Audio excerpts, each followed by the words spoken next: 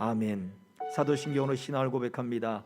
전능하사 천지를 만드신 하나님 아버지를 내가 믿사오며 그 외아들 우리 주 예수 그리스도를 믿사오니 이는 성령으로 잉태하사 동정녀 마리아에게 나오시고 본디오 빌라도에게 고난을 받으사 십자가에 못 박혀 죽으시고 장사한 지 사흘 만에 죽은 자 가운데서 다시 살아나시며 하늘에 오르사 전능하신 하나님 우편에 앉아 계시다가 저리로서 산자와 죽은 자를 심판하러 오시리라. 성령을 믿사오며 거룩한 공예와 성도가 서로 교통하는 것과 죄를 사하여 주시는 것과 몸이 다시 사는 것과 영원히 사는 것을 믿사옵나이다. 아멘.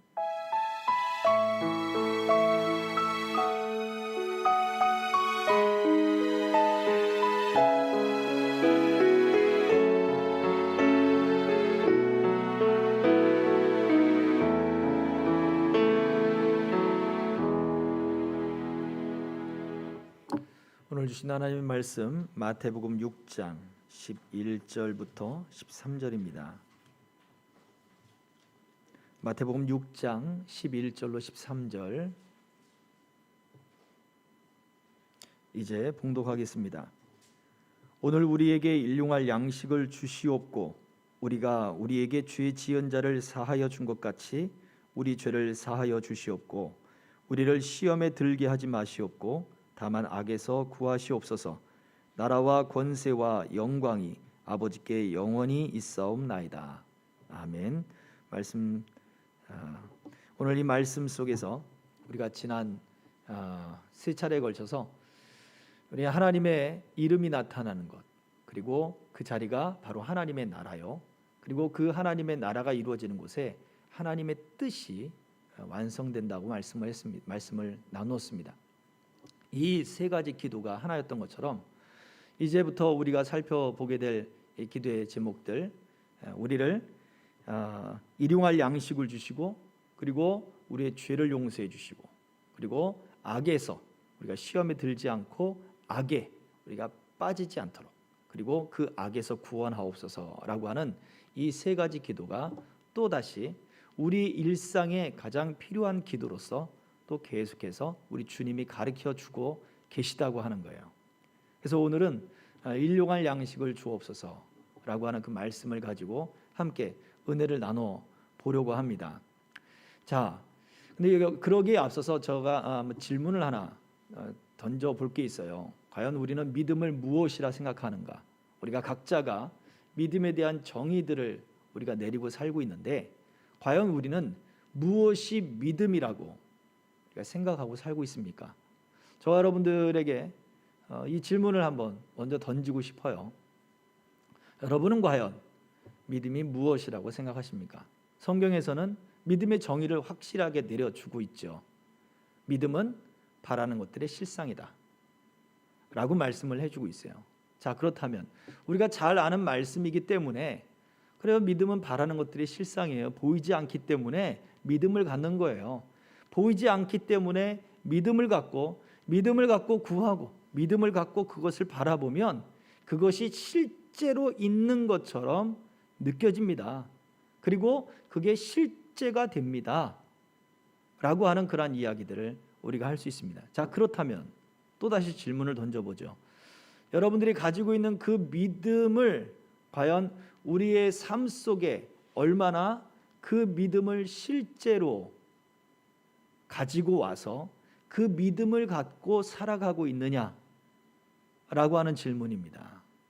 우리가 믿음에 대한 정의를 내린다라고 하는 것은 결국 그 믿음이 나의 삶 속에 어떻게 실제가 되느냐, 이 차이인 거예요. 이것이 중요한 거예요. 자, 오늘 예수님께서 기도를 가르쳐 주셨을 때, 자, 13절의 말씀을 다시 한번 띄워줘 보세요. 12절부터 보면 우리가 우리에게 죄 지은 자를 사하여 주시고 사하여 준 것 같이 우리 죄를 사하여 주십시오. 그 다음 13절에 뭐라고 해요? 시험에 들게 하지 말고 악에서 구하소서라고 하는 기도가 무슨 기도 뒤에 나와요? 일용할 양식을 주옵소서라고 하는 기도 뒤에 나와요. 무엇이 중요한가에 대한 어떤 중요도의 순서로 예수님이 말씀하진 않았을 거예요. 그러나 예수님이 아무 순서 없이 이 기도를 가르쳐 주지 않으셨을 거란 얘기예요. 하나님과의 관계에 있어서 하나님의 그 이름을 거룩히 하는 것, 결국 그 자리가 하나님의 나라다. 그 하나님의 나라에서 하나님의 뜻이 이루어진다. 하늘에서 이루어진 그 뜻이 바로 이 땅에서 이루어져 나가며 그 자리에 하나님의 이름이 나타나고 그 통치가 나타남으로써 그곳이 하나님의 나라가 된다라고 가르쳐 주신 예수님이 우리 이제 인간 속에, 우리 삶 속에서 벌어지는 우리 삶의 내용 속에서 왜 일용할 양식을 주시옵고를 먼저 이야기하셨느냐 이거죠. 우리가 생각할 때 죄 문제가 먼저 해결돼야 되지 않겠느냐, 우리는 그렇게 생각하지 않습니까? 우리가 먹고 마시는 것보다 죄 문제가 더 중요하다. 죄 문제와 그 다음에 또 악에 빠지지 않는 것, 시험에 들지 않고 악에 빠지지 않고 악한 사람들로부터 구원받는 것, 그것이 더 중요한 문제다라고 우리는 얼마든지 생각할 수 있어요. 자, 예를 들어서 우리가 어떤 시험거리 들었습니다. 또는 나를 어떤 모함하는 사람이든지, 나는 그런 일을 한 적이 없는데 어떤 모함을 당하는 거예요. 엄청난 스트레스를 받습니다. 자, 그때 과연 우리가 밥을 먹을 수 있을까요? 식음이 전폐되는 거예요. 아무것도 먹지를 못해요. 왜? 이 문제가 더 중요하거든요. 지금 악한 자들로부터 지금 구원받는 문제가 더 중요한 거거든요. 먹는 것보다. 우리가 믿음이 있다라고 할 때 우리의 죄 문제가 먹는 것보다 더 중요하다고 우리는 생각을 합니다. 먹고 마시는 것보다 이 죄 문제가 해결되어야 되지 않겠느냐, 우리는 그렇게 생각해요. 그렇게 또 이야기를 하기도 합니다. 그러나 예수님이 우리 인간의 가장 근본적인 그 마음의 모습을 아시는 그 분이 결국 사람의 근본적인 마음의 성향에 무엇이 있다? 결국 일용할 양식이 이 죄 문제나 아니면 악한 자의 그 시험과 그리고 그 악에 들어가는 것보다 이 일용할 양식에 대한 문제가 사실은 우리의 내면 속에 더 깊이 자리 잡고 있음을 알고 계시는 거예요.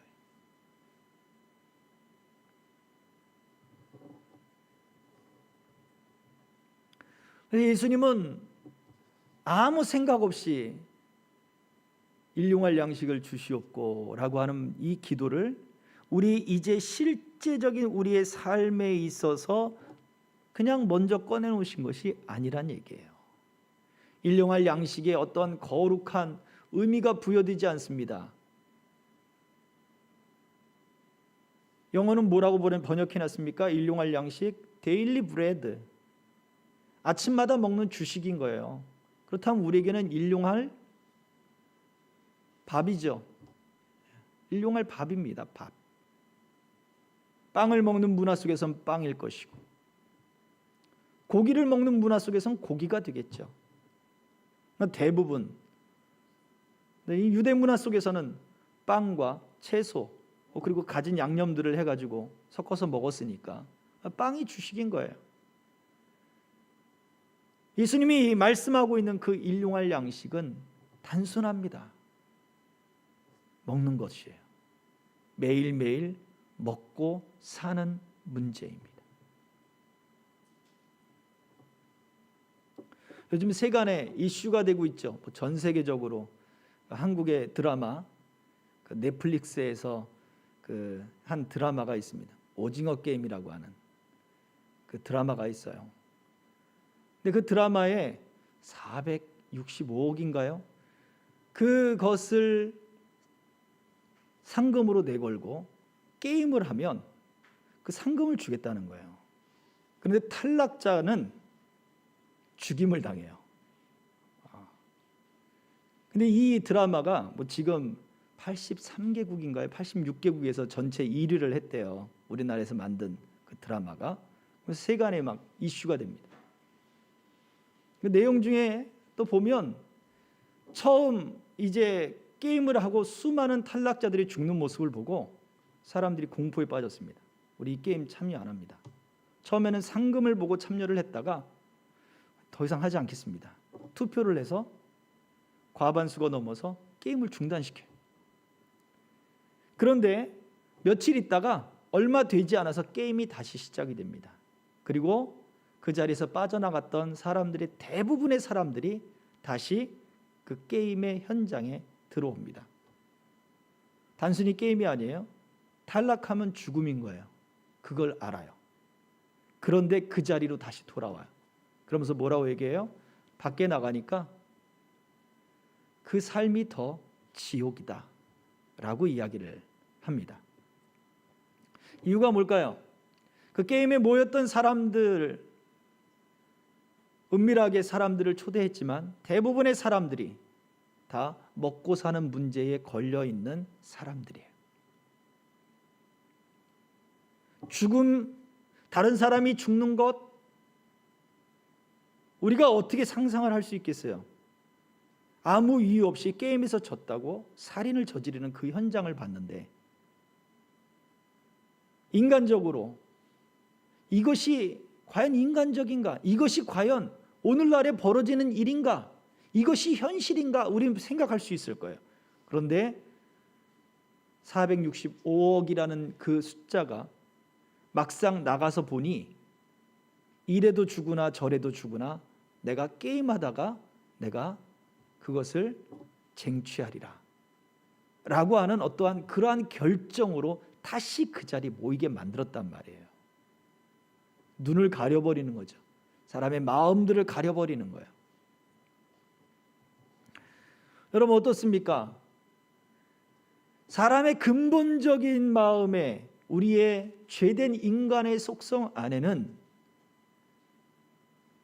가장 중요한, 우리가 아무리 죄 문제를 이야기하고 또 아무리 우리가 악한 자의 시험으로부터 우리가 구원받게 해주세요라고 우리가 외치고 있지만 결과적으로 사람이라고 하는 인간으로서 살아가는 문제 속에서 가장 밀접하고 가장 중요하고 가장 우선순위의 문제는 바로 먹고 마시는 문제임을 우리 주님은 꿰뚫어 보신 거예요. 그래서 그 문제를 놓고 기도하라 라고 말씀을 하고 있다는 거죠. 자, 이 일용할 양식을 주옵소서라고 하는 이 기도는 이스라엘의 역사적인 장면이 하나 떠오르게 만듭니다. 무엇이죠? 우리가 잘 알듯이 출애굽 당시에 무엇입니까? 만나가 내려지는 거예요. 몇 년 동안? 약 40년이라고 이야기하죠. 그런데 언제까지입니까? 가나안 땅에 들어가서 그 땅의 열매를 먹을 때까지예요. 정확한 거는 그 땅에 들어가서 열매를 먹자마자 만나가 그친 거예요. 왜요? 그 땅에는 하나님이 약속하신 그 약속의 결과물을 이제 취한 거거든요. 그리고 그것을 먹을 수 있는 하나님의 약속이 이루어졌기 때문에 매일의 만나가 그치게 되었습니다. 자, 이 만나를 주신 하나님, 이 만나를 대하는 사람들의 방법은 하나님이 이 만나를 통해서 요구하는 것은 아주 간단합니다. 심플합니다. 매일 만나를 거둬라. 해가 뜨기 전에. 그리고 그날 거둔 만나를 그날 다 먹으라. 이거였어요. 더 무엇이 필요합니까? 매일 만나를 거둬야 되고 그날 거둔 건 그날 다 먹어라. 이것이 일용할 양식을 매일 거두도록 하신 하나님의 사건이에요. 예수님의 기도는 바로 이러한 일용할 양식을 우리에게 주옵소서라고 하는 그 기도가 바로 매일 만나를 내렸던 그 사건을 생각나게 하고 매일 그 양식을 거둬들이는 것처럼 그 일용할 양식을 거둬들이는 바로 그러한, 그리고 그것을 매일같이 먹어라 라고 하는 그 말씀과 동일하다는 얘기예요. 자, 그런데 사람들은 어땠습니까? 만나가 내렸지만 모세가 심하게 분노를 했어요. 사람들을 책망했단 말이에요. 이유가 뭡니까? 그 심플한 만나를 걷어서 그날 다 먹어라 하는 것을 지키지 않았어요.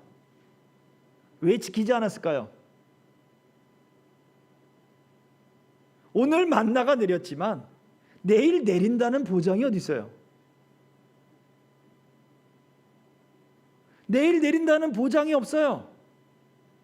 자, 이 사람들은 만나를 먹었을까요? 안 먹었을까요? 먹었죠. 만나를 거둬들였기 때문에 그 만나를 먹었어요. 만나를 먹으면서도 무슨 생각이 드는 거예요? 내일 또 만나가 내릴까? 모세를 통해 주신 하나님의 약속은 내일도 주시겠다고 했는데 과연 내일도 주실까? 라고 하는 뭐가 들어오는 거예요? 염려가 들어오는 거예요. 만나를 먹으면서도 염려가 생기는 거예요. 그 만나를 지금 빵을 만들어 먹으면서도 근심이 생기는 거예요. 내일도 과연 먹을 수 있을까? 염려와 근심은 지금 먹고 있는 그 만나를 먹으면서도 뭐를 사라지게 하는 거예요? 야, 오늘 우리에게 이 만나를 주신 하나님 감사합니다 하고 그것이 얼마나 기쁘고 즐겁게 먹을 수 있겠냐고요. 그런데 기쁨도 즐거움도 사라진 상태로 먹는 거예요. 내일 또 먹을 수 있을까? 내일 또 먹을 수 있을까? 그래서 무엇을 했습니까? 보험을 들어놨어요. 어떤 보험? 남겨둔 거죠. 내일 만나가 안 내리면 먹으려고 남겨둔 거예요. 내일 먹지 뭐. 내일 만나가 내리면 만나 내렸으니까 묵은 것은 버리고 새로운 거 먹지 뭐.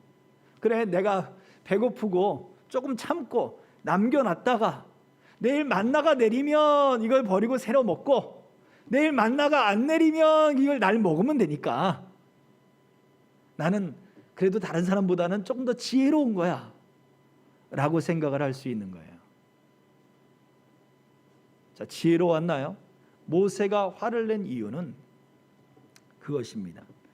애굽에서 구원하신 하나님, 출애굽 사건들을 통해서, 홍해 사건들을 통해서, 그리고 시내산까지 인도하는 그 과정들을 통해서 지금 그 하나님이 얼마나 너희들을 구원해 내셨느냐, 왜 그 구원하신 그 하나님을 믿지 못하느냐, 하나님을 믿지 못한 것에 대해서 모세는 화를 낸 거예요.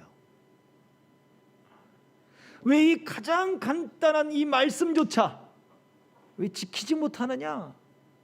그날 거둔 걸 그날 먹어. 어떻게 해요? 감사하면서 먹어. 어떻게 해요? 놀랍잖아요. 기뻐하면서 먹으라 이거예요. 그런데 먹으면서도 내일 또 내릴까? 내일 또 생길까? 오늘은 하나님이 주셨지만 내일은 과연 주실까? 오늘은 구원해 내셨지만 내일은 또 구원해 내실까?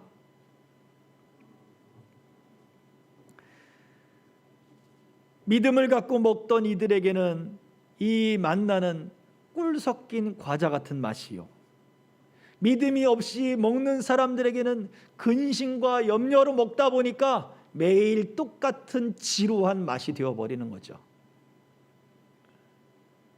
과연 우리는 어떠냐 이거예요.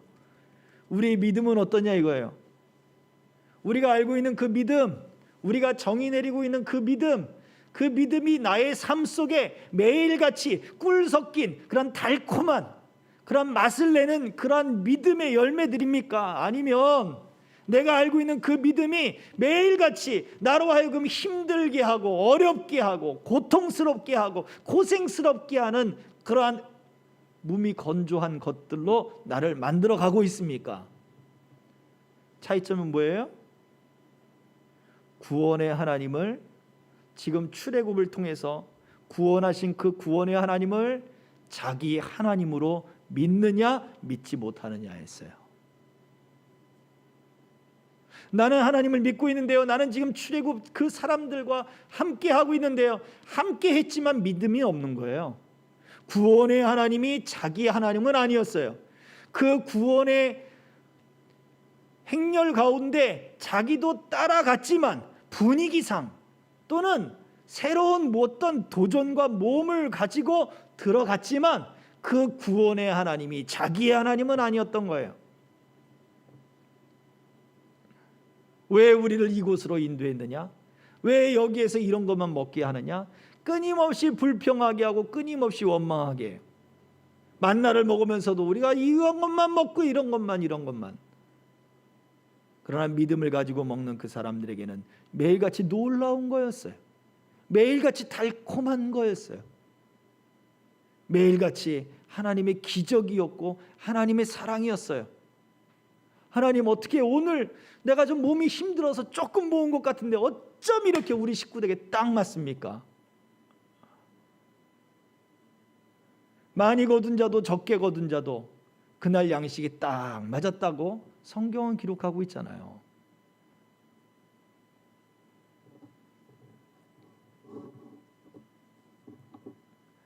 하나님은 분명히 이 만나를 내려주는 사건을 성경에서 이렇게 기록해 놓았습니다. 출애굽기 16장 4절의 말씀을 보면, 보라, 내가 너희를 위하여 하늘에서 양식을 비같이 내리리니 백성이 나가서 일용할 것을 날마다 거둘 것이라. 이같이 하여 그들이 내 율법을 준행하나 아니하나 내가 시험하리라.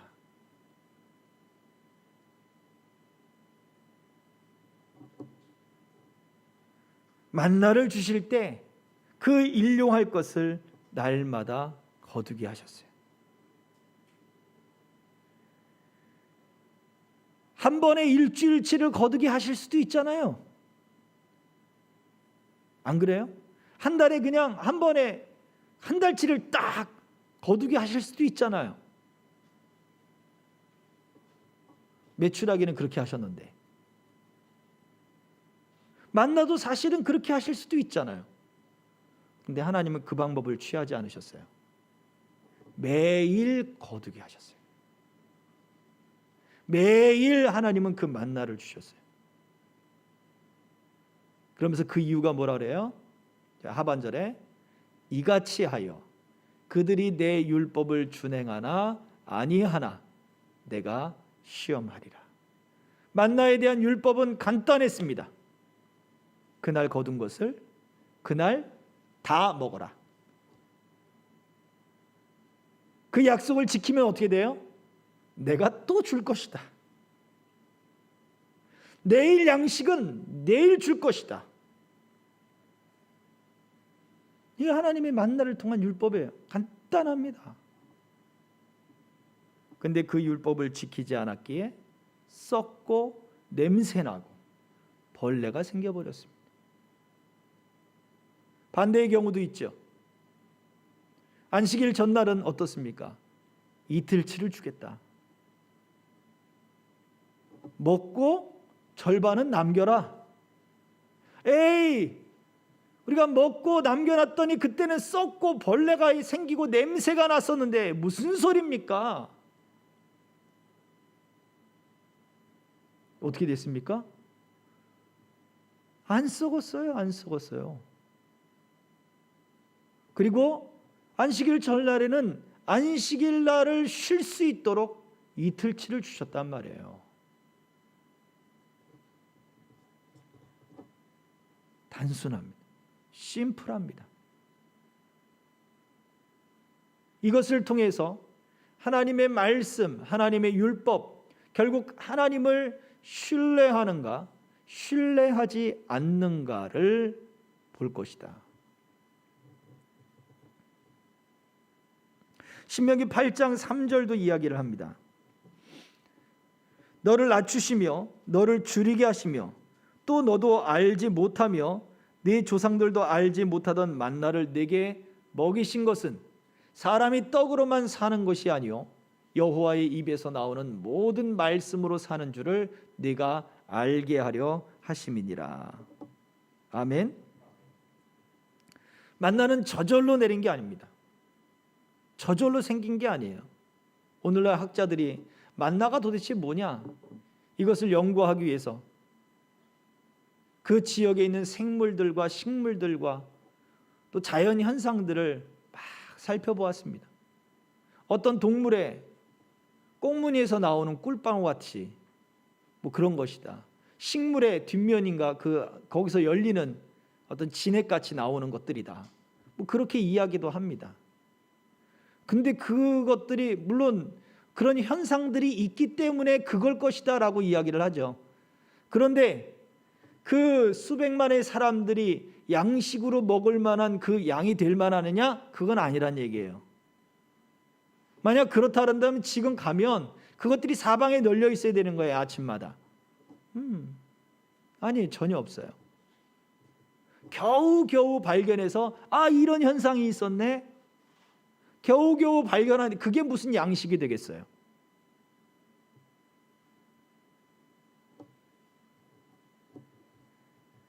만나는 하나님이 내려주신 거예요. 저절로 생긴 것이 아닙니다. 매일 하나님이 보내주신 거예요. 그래서 이스라엘 백성들은 매일 만나를 거두러 나갔고 하나님은 그때마다 만나를 보내주셨어요. 또 내일 또 이 만나를 보내줄 것이다 라고 하는 그 말씀을 믿고 나가면 하나님이 또 그들에게 만나를 보내주셨어요. 결국 이것을 줄 것이다 라고 하는, 매일의 양식을 줄 것이다 라고 하는 그 하나님의 약속, 하나님의 말씀을 믿고 나가게 만드니 결국 무엇입니까? 생활의 문제가 결국 하나님을 믿고 신뢰하는 문제가 되어버린 거예요. 하나님은 이걸 원하시는 거예요. 오늘날 우리에게 일용할 양식을 주옵소서라고 우리가 기도하는 그 기도의 문제는 바로 그 옛날이나 지금이나 출애굽 때의 그 광야에서의 이스라엘 백성들이나 아니면 오늘을 살아가는 저와 여러분들에게 이 생활의 문제 속에 하나님을 내 하나님으로 믿고, 어떤 하나님을? 그 구원의 하나님을 내 하나님으로 믿고 신뢰하고 나가느냐, 그렇지 않느냐, 이것을 알게 하기 원하신다는 얘기예요.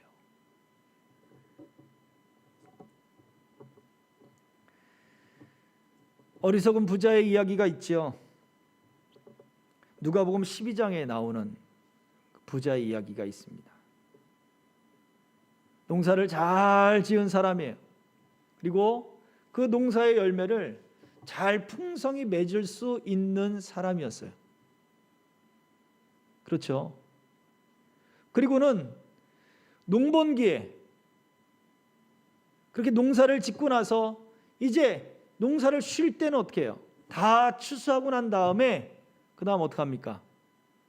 하인들을 놀릴 수가 없잖아요. 지혜로운 사람의 창고를 짓는 거예요. 어차피 하인들에게 페이가 나가고 있으니까 하인들을 부리고 하인들을 먹이고 뭐 하잖아요. 그 하인들을 놀리지 않아요. 경영이 뛰어난 사람이에요. 창고를 새로 지어요. 곡식이 많았기 때문에 지을 수도 있겠지만 그 경영을 통해서 남는 거 버리지 말고 창고를 새로 지어. 야, 노는이 뭐해? 직접 빨리 창고 지어. 하고 하인들을 시켜가지고 창고를 또 짓고, 그리고 거기다가 추수한 곡식들을 다 또 쌓아놓습니다. 뛰어난 경영도 가지고 있고 농사도 잘 지은 사람, 그리고는 이제 편하게 먹고 마시고 쉬자라고 했는데 하나님이 오늘 밤 그 영혼을 데려가시면 그 사람이 뭐라고 할 것이냐라고 예수님이 비유를 들어 말씀하셨어요. 자, 그리고는 15절에 이렇게 말씀합니다. 읽어볼까요? 그들에게 이르시되 삼가 모든 탐심을 물리치라. 사람의 생명이 그 소유의 넉넉한 데에 있지 아니하니라. 우리 사람들은 먹고 마시는 문제가 넉넉해지는데 우리는 안정감을 누립니다. 요즘 부동산 이 문제가 왜 우리의 마음을 두렵게 합니까? 불안한 거예요. 집이 없으면 불안한 거예요. 나만 뒤처지는 거 아니냐? 자녀들에게 물려줄 것이 없는 거 아니냐? 근데 저도 가끔씩 불현듯 그런 생각이 들어요. 나이가 벌써 이제 그렇게 되나 본가요? 이런 마음들이 우리를 불안하게 만듭니다. 이게 오늘날 지금 현대 사회 뭐 멀리 볼 것도 없어요. 지금 우리나라에서 벌어지는 이 어리석은 부자의 모습이 바로 지금 우리들의 모습이에요. 아파트 광풍이 불고 이유가 뭘까요? 바로 이 어리석은 부자의 모습과 같기 때문에 그래요. 사람의 생명은 먹고 마시는 것, 생활의 문제에 사람의 생명이 걸려 있지 않습니다. 생명의 문제는 하나님께 있어요. 그 소유가 넉넉하고 지혜가 있고 뛰어난 경영을 한다 할지라도 그 생명을 하나님이 걷어가시면 소용이 없는 거죠. 생활의 문제가 해결된다고 생명의 문제가 해결되지 않습니다. 그런데 우리는 생활의 문제가 다 해결이 되면 생명의 문제도 해결된다라고 생각을 해요. 그렇지 않습니다. 멀리 볼 것도 없습니다. 이 나라에서 벌어지는 또 한 가지 사회적 현상 중에 지금 현재 우리가 직접적으로 경험되는 것, 바로 지금 우리가 마스크 쓰고 지금 예배드리고 있잖아요. 무엇 때문에? 질병 때문에, 그렇죠? 근데 이거는 사회적인 전염병 그리고 전 세계적인 이 감염병에 대한 문제 때문에 그래요. 보세요. 그것 때문에 지금 우리가 단순히 질병에 대한 문제만 생기나요? 아니잖아요. 먹고 사는 문제가 생겼어요. 자영업자들이 데모를 하기도 하고 심지어 이렇게는 못 살겠다 자살을 하는 사람들도 수없이 생겨났어요. 뉴스에 나오지 않았지만 정말 많이들 있을 거예요.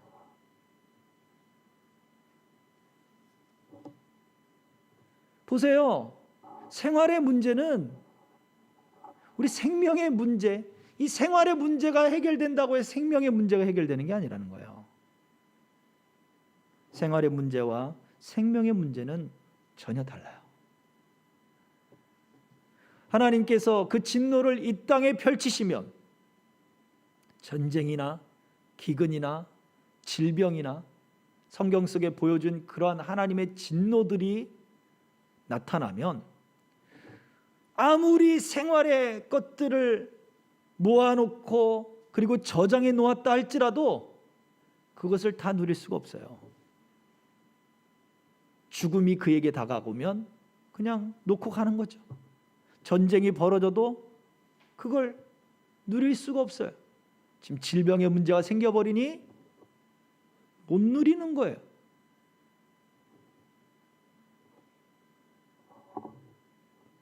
그래서 이처럼 오늘날 우리에게 일용할 양식을 주옵소서라고 하는 이 기도, 예수님이 이 기도를 하게 하신 이유, 생활의 문제보다 더 중요한 무엇이 있어요? 생명의 문제가 사람의 소유에 넉넉한 데 있지 않다라는 것을 가르쳐줘요.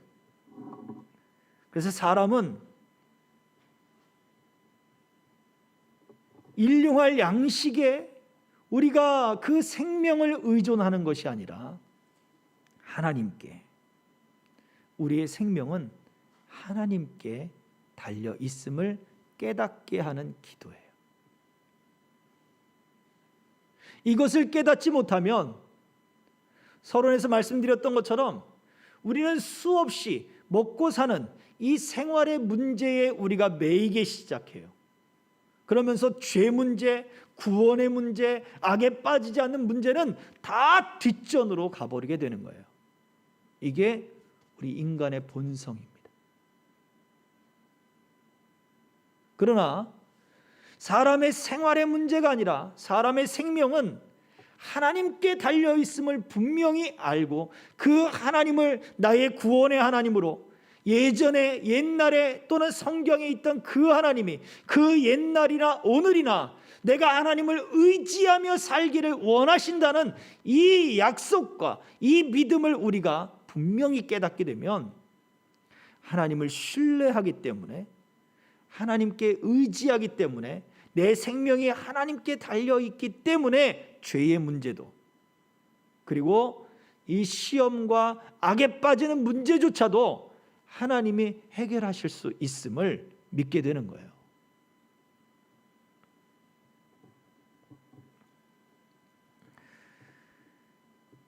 우리의 생명은 우리가 우리에게 일용할 양식을 주옵소서라고 기도할 때마다 내 생명이 하나님께 달려있구나, 이것을 알게 되어야 합니다.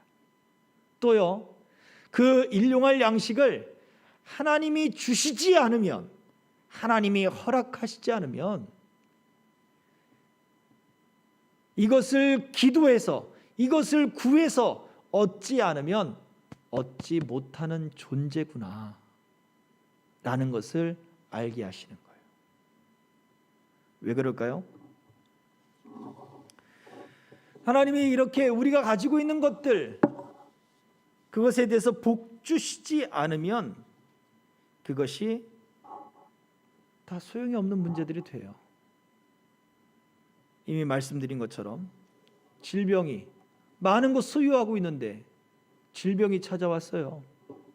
영업이 잘 되고 있는데 영업을 못하게 하잖아요. 하나님이 복 주시지 않으면 내가 얻은 것들, 그리고 내가 받은 것들 소용이 없는 거예요. 자, 생각해 보세요. 소상공인들 중에 크리스찬들이 없을까요? 많아요. 또 그들이 장사가 잘 되고 아이디어가 떠올라서 그걸 가지고 영업을 잘 했어요. 그때는 뭐라고 했을까요? 하나님, 나와 함께 해주셔서 감사합니다, 내게 복 주셔서 감사합니다 라고 말을 했겠죠. 질병이 찾아와서 영업이 딱 끊겨버렸어요. 뭐라 그러겠습니까? 뭐라 그럴까요, 여러분들? 기도를 하나님 복 안 주셨다고, 하나님이 나와 함께 하지 않는다고 그렇게 말하지 않을까요? 이 질병 때문에 지금 우리가 죽겠다고. 똑같아요. 하나님이 지켜주시지 않고 하나님이 복 주시지 않으면 내가 이미 하나님께 받았다, 하나님이 내게 복을 주셨다 한 그 모든 것들이 다 소용이 없어져 버리는 거예요. 마찬가지예요. 모든 것이 주님의 은혜이고 모든 것이 하나님이 내게 주신 선물입니다. 이게 맞아요. 그 사실이 맞아요. 그런데 그것조차도, 하나님이 주셨다라고 말하는 그것조차도 하나님이 복을 허락하지 않으면, 이미 내가 받고 있지만, 이미 내가 누리고 있지만, 이미 내게 있지만 거기에 대해서 하나님이 복을 주시지 않으면 가치가 없어진다니까요. 아무 의미 없이 사라지는 것들이 되어버리는 거예요.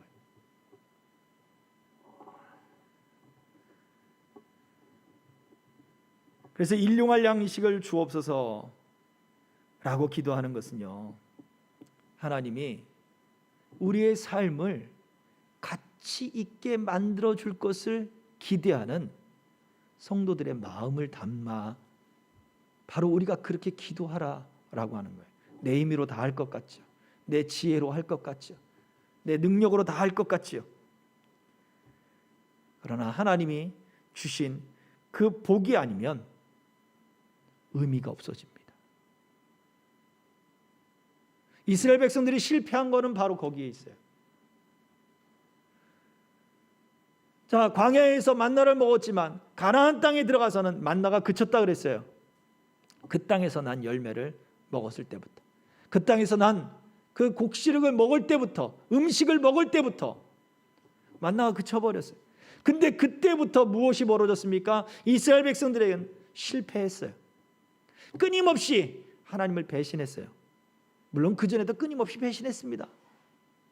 그러나 더 급격히 하나님이 약속한 그 가나안 땅에 들어갔는데도 불구하고 그들은 포로가 돼서 다 잃고 끌려가야 됐어요. 이유가 뭐예요? 말씀을 안 지킨 거죠. 약속을 안 지킨 거죠. 왜 약속을 안 지켜요? 그 마음에 이미 우리는 다 얻었다라고 생각을 하는 거죠. 이미 나는 다 가졌다, 이미 하나님께로부터 받을 건 다 받았다라고 생각을 하기 때문에 그래요. 매일같이 하나님의 복 주심이 필요한데 이미 다 받았어, 나 받을 거 다 받았으니까 우리 땡쳐 라고 하는 마음이 있었는지 모르겠습니다. 예수님께서는 그것을 광야에서 보여주셨어요. 시험 받으실 때 보여주셨습니다. 사람이 이 신명기 말씀을 통해서 예수님이 거론하시며 말씀하셨죠. 사람은 하나님의 입으로부터 나오는 모든 말씀으로 살 것이다. 사람의 생명이 다른 데 있지 않아요. 먹는 데 있지 않아요.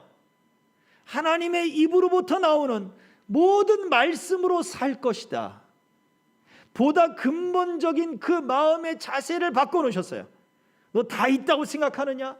아니야. 사람에게는 하나님의 입으로부터 나오는 그 말씀으로 사는 거야. 하나님이 말씀으로 우리에게 복을 주지 않으면 의미가 없어. 먹는 것은 의미가 없어. 왜 지금 40일이나 금식하셨는데 예수님 주변에 있는 그 산의 돌덩이들은 빵같이 보인단 말이에요. 돌이 평평하고 빵 색깔이 빵으로 보이잖아. 떡으로 보이잖아. 만들어 먹어.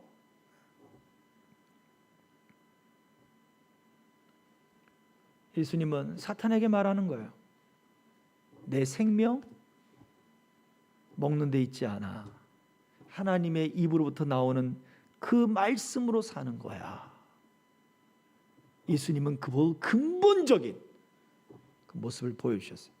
또요, 이스라엘 백성들은 광야에서 물이 없다고 또 목말라 죽는다고 불평하고 원망했어요.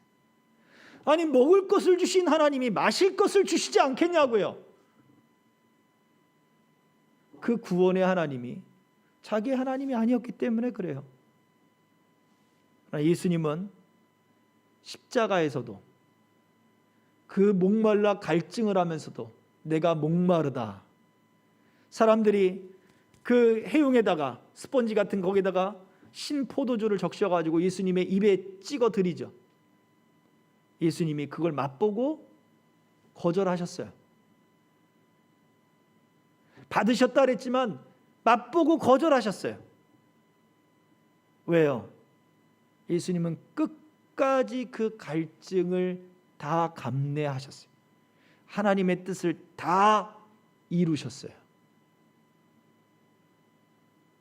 무엇을 말해줍니까?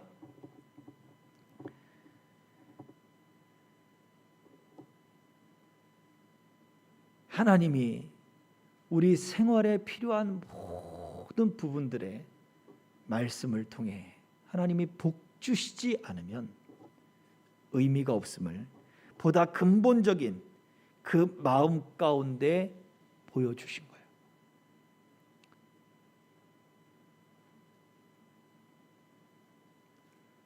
전혀 다른 거죠. 예수님이 접근하는 삶의 방식은 전혀 다른 거예요. 배고프면 먹어야죠. 굶었으면 먹어야죠. 아니야, 사람이 떡으로 사는 거 아니야. 목마르면 마셔야죠. 아니야, 하나님의 뜻을 다 이루는 게 내 삶의 방식이야. 전혀 다른 삶의 방식을 예수님이 보여주셨어요. 오늘날 우리에게 일용할 양식을 주옵소서. 우리가 하나님 너 가지고 있는 거 써야지. 너 하나님 복 주신 거 그거 가지고 누려야지. 이미 가지고 있다 한들 하나님이 그것에 대해 복 주시지 않으면 의미가 없다. 우리가 이것을 아는 것이 그리스도인의 삶의 방식이란 말이에요. 너 이미 다 받았으면 뭐 그렇게 열심히 해. 그냥 풍족하게 살면 되지. 하나님 나에게 복 다 주셔서 나는 기도할 게 없어요. 나는 근심할 게 없어요. 아무 의미가 없는 거예요. 그건 세상의 방식인 거예요. 그리스도인의 삶의 방식이 아니라고요.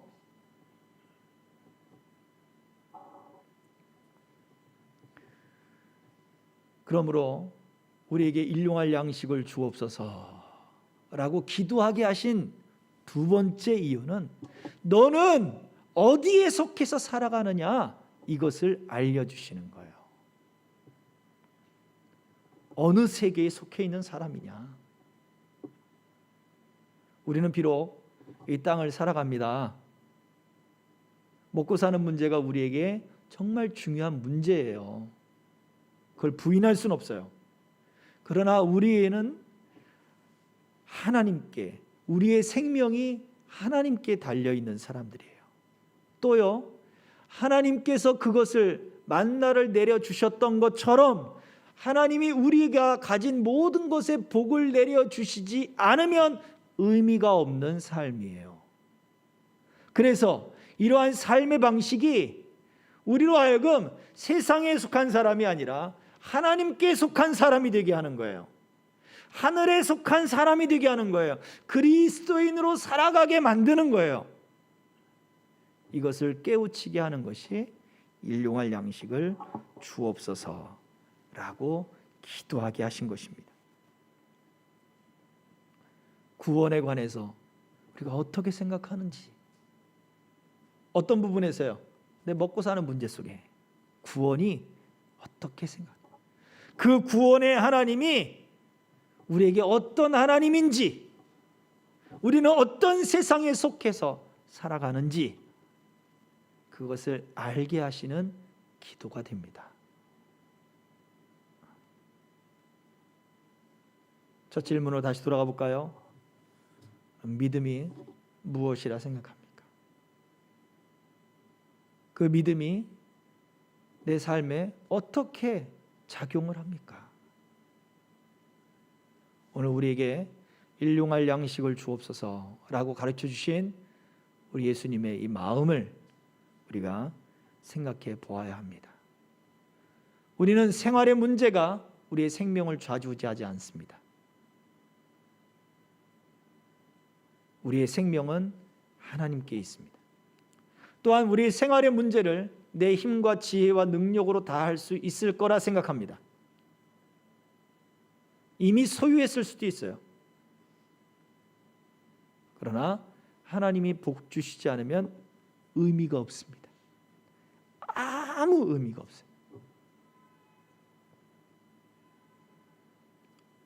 그리고 우리는 일용할 양식을 구하는 것이 나의 먹고 사는 문제를 구하는 문제가 아니라 구원의 하나님이 나에게 어떠한 존재인가, 나는 어떠한 삶의 방식으로 세상을 지금 살아가고 있는가를 묻게 하는 질문인 것을 기억해야 합니다.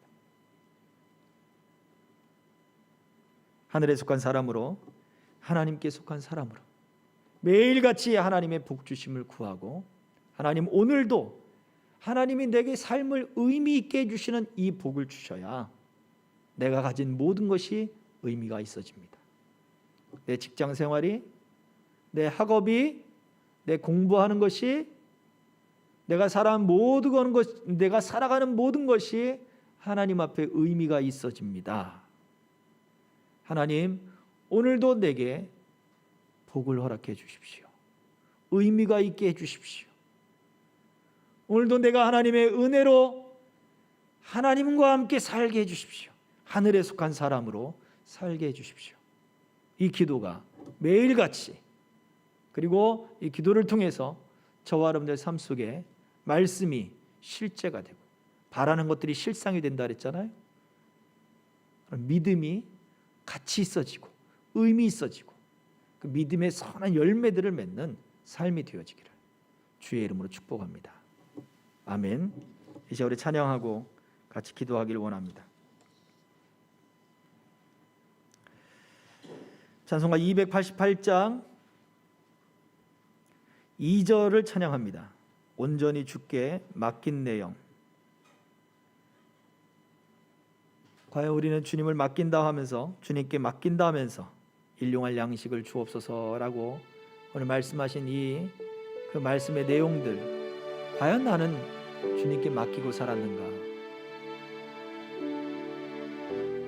한번 그 의미를 되새겨 볼 수 있기를 소망합니다. 온전히 주께 맡긴 내 영, 사랑의 음성을 듣는 중에 전사들 왕래하는 것과 하늘의 영광 보리로다. 주 안의 기쁨, 주 안의 기쁨 누리므로 마음의 풍랑이 잔잔하니 세상과 나는 간 곳 없고 구속한 주만 보이도다. 이것이 나의 간증이요, 이것이 나의 찬송일세. 나 사는 동안 끊임없이 구주를 찬송하리로다. 이것이 나의 간증이요, 이것이 나의 찬송일세. 나 사는 동안 끊임없이 구주를 찬송하리로다.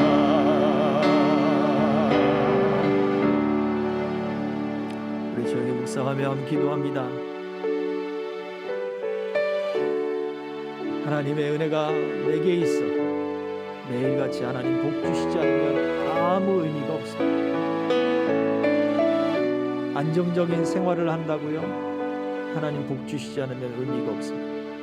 사회가 혼란해지고 정치가 혼란해지면 직장 생활이 무슨 의미가 있습니까? 국력이 약해지면 무슨 의미가 있습니까? 그 회사가 할 일이 없어서 결국 직장 고용이 불안해지는 거죠. 하나님이 복 주셨기 때문에 지금 내가 안정적인 생활을 누리게 되는 거예요. 하나님 복 주셨기 때문에 내가 지금 건강할 수 있고, 하나님 복 주셨기 때문에 내가 지금 있을 수 있는 것입니다. 하나님, 나는 이처럼 날마다 하나님의 은혜를 구할 수밖에 없는 존재임을 오늘 말씀 통해 다시 한번 깨닫게 됩니다. 생활의 문제가 내 생명의 문제를 결코 해결할 수 없음을 주님 깨닫게 됩니다.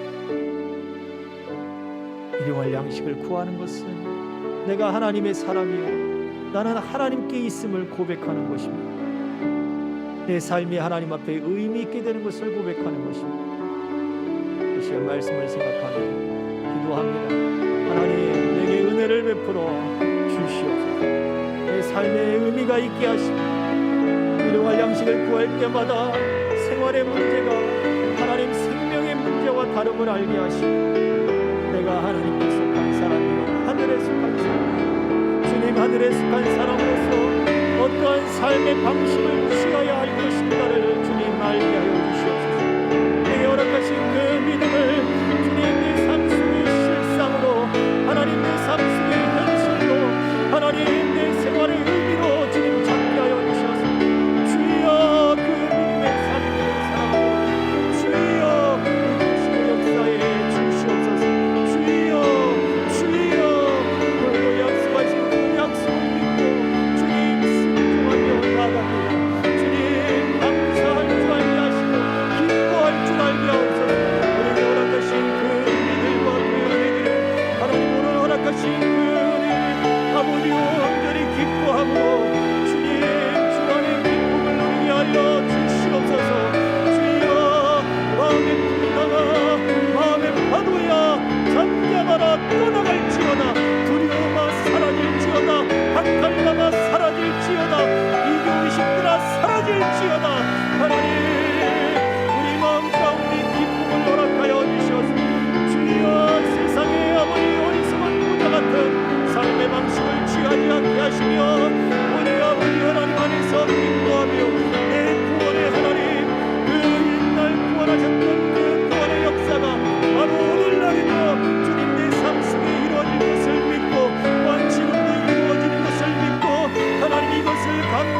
찬양하며 이곳에 감사하며 이곳에 아버지 충만한 기쁨을 누릴 수 있는 은혜들이 있게 하여 주시옵소서.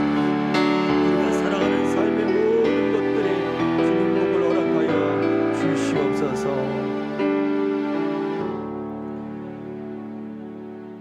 예수님의 이름으로 기도하옵나이다. 아멘. 우리 찬양합니다. 주께 가오니.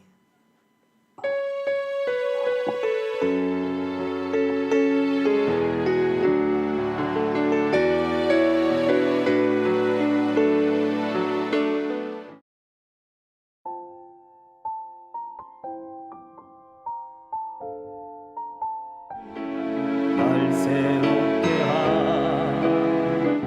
하시고 주의 은혜를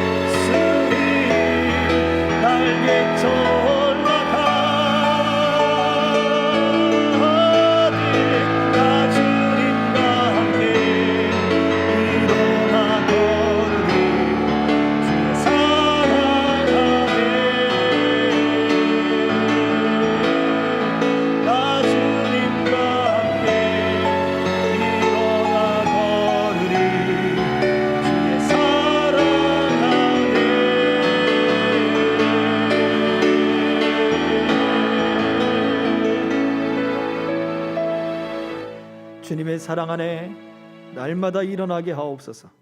일용할 양식을 구하는 그 기도가 하나님, 우리의 생명이 하나님께 있음을 온전히 알고 생활의 문제가 우리의 생명의 문제를 해결하지 못함을 알고 하나님이 내 삶을 의미 있게 해주실 때만이 주님, 우리의 삶 속에 모든 것이 풍성해지고 또 하나님이 주신 것들을 우리가 기쁨과 감사함으로 얻을 수 있는 존재임을 알게 하여 주시옵소서.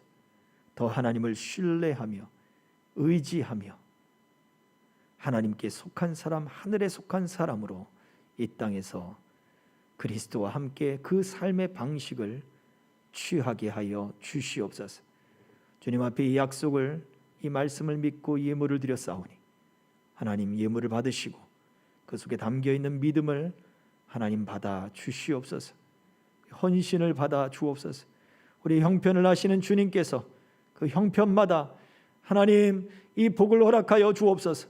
주님 내게 일용할 양식을 주옵소서. 기도할 때 하나님이 허락하셔서 누리게 하시고 가치 있게 하시고 복 있게 되는 역사가 있게 하시고 내가 누르고 흔들어 넘치도록 너에게 안겨주리라 하신 그 약속, 하나님 그 증거들을 보여주셔서 더 큰 확신 가운데 하나님의 뜻 안에 사는 주의 백성들 다 되게 하여 주시옵소서. 이 물질이 쓰이는 곳에 주님의 영광이 드러나게 하시고 성도들의 삶 속에 더 풍성한 증거들이 나타나게 하실 줄 믿사옵고 예수 그리스도의 이름으로 축복하며 기도하옵나이다. 아멘. 지금은 우리의 구원 되시며 생명 되시며 우리로 하여금 세상에 속하지 아니하고 하나님께 속한 삶을 깨닫게 하시는 우리 주 예수 그리스도의 은혜와 아버지 하나님의 풍성하신 사랑하심과 성령님의 감동, 감화, 교통하심이 오늘 말씀을 따라 하나님 앞에 더 헌신하며 신뢰하며 살기를 소망하는 남녀종들 머리 위에 그 일용할 양식을 구하는 하나님의 종들 위에 학생과 우리 가정과 또 우리 청년과 모든 성도들 또 생명길의 모든 동행자들 위에 이 나라 이 민족 위에 선교사님 위에 이제로부터 영원토록 항상 함께 있을지어다. 아멘.